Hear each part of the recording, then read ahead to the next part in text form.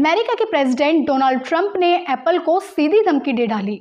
उन्होंने कहा कि अगर कंपनी अपने आईफोन्स इंडिया या और किसी देश में बनाना जारी रखती है तो उस पर 25% का इंपोर्ट टैरिफ लगा दिया जाएगा।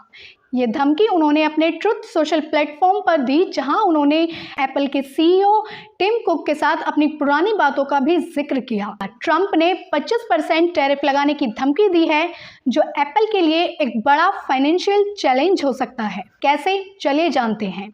इंडिया से यूएस एक्सपोर्ट होने वाले जो आईफोन्स हैं उस पर 26% का टैरिफ लगता है, जो एप्पल के लिए एक और कॉस्ट फैक्टर है। और अगर ऐसे में यूएस भी 25% टैरिफ लगाता है तो टोटल जो टैरिफ होगा वो 51% हो जाएगा।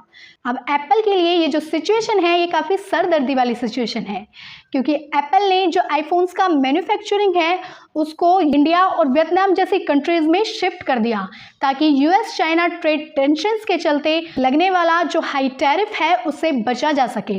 उन्होंने अपने प्राइमरी कॉन्ट्रैक्टर फॉक्सकॉन के साथ मिलकर चेन्नई के पास एक $1.5 बिलियन का डिस्प्ले मॉड्यूल प्लांट बनाया है और उत्तर प्रदेश में HCL टेक्नोलॉजीज के साथ एक $450 मिलियन का सेमीकंडक्टर असेंबली यूनिट एस्टैब्लिश किया।